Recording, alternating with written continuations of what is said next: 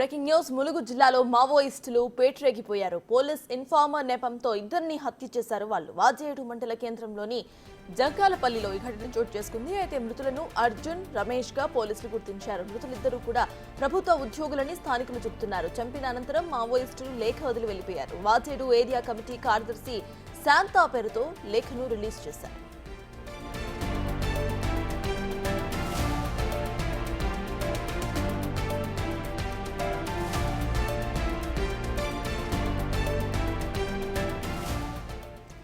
మావోయిస్టులు police informer నెపంతో ఇద్దరిని హత్య చేసి ఒక లేఖను అయితే రిలీజ్ చేసి వెళ్లిపోయారు. ఇదే అంశంపై పూర్తి డీటెయిల్స్ మా ప్రతినిధి వేణు అందిస్తారు.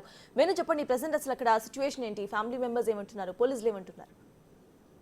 అంటే అర్ధరాత్రి 12 గంటల ప్రాంతం లోపల 5 సభ్యుల బృందము ఆ పెనుగోలు గ్రామంలోకి చొరబడింది. అందులో రమేష్ అనేటువంటి వ్యక్తి పంచాయత్ సెక్రటరీగా పెనుగోలులో విధులు నిర్వహిస్తున్నాడు. తన ఇంట్లోకి చొరబడి నిద్రిస్తున్నటువంటి రమేష్ పై గుడ్డలతో దాడి చంపే ప్రయత్నం చేయగా తన భార్య అడ్డుకోబోయింది. అయినప్పుడు కూడా ఇద్దరి మధ్య కొంతసేపు వాగ్వాదం జరిగింది. ఈ క్రమం లోపల మళ్ళీ ఆ గుడ్డలు లాక్కొని రమేష్ ను చనిపోయే వరకు కూడా అక్కడే నరికి చంపారు. అదేవిధంగా మరో వ్యక్తి రమేష్ కు సోదరుడైనటువంటి అర్జున్ కూడా తను ఇంట్లో నుంచి బయటికి లాక్కొని వచ్చి రోడ్డుపై అత్యంత కిరాతకంగా నరికి చంపడం జరిగింది. అయితే ఇద్దరిని చంపుతున్న క్రమం లోపల స్థానికులు కొంత అడ్డుకునే ప్రయత్నం చేశారు. ఆ క్రమంలో వాళ్ళతో వీళ్ళు ఇన్ఫార్మల్ గా మారారు. ఆ యొక్క పార్టీ కార్యకలాపాలను వాళ్ళకు సంబంధించినటువంటి అంశాలన్నింటినీ పోలీసులకు సమాచారం చేరవేస్తున్నారు. గతంలోనే వీళ్లకు వార్నింగ్స్ కూడా ఇచ్చాము, అటువంటి ఘటనలు చేయొద్దంటూ కూడా చెప్పినప్పటికీ కూడా ఎస్ఐబితోని వీళ్ళంతా కుమ్మక్కై ఆ పార్టీ ఉనికి లేకుండా చేసే ప్రయత్నంలో ఉన్నారు. అందుకే ప్రజాక్షేత్రంలో శిక్ష విధిస్తున్నామంటూ కూడా చెప్తూనే అక్కడ వాజేడు ఏరియా కమిటీ శాంతా పేరుతోని లేఖలు విడుదల చేస్తే లేఖల విడుదల లోపల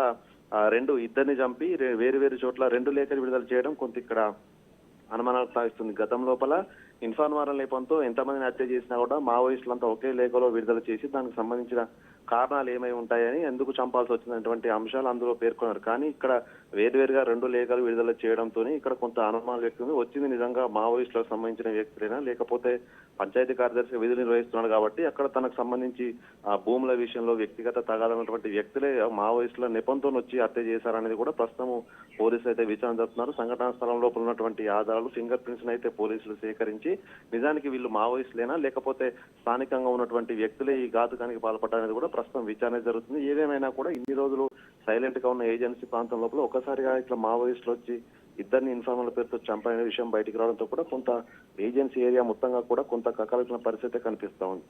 రైట్, థాంక్యూ వేణు.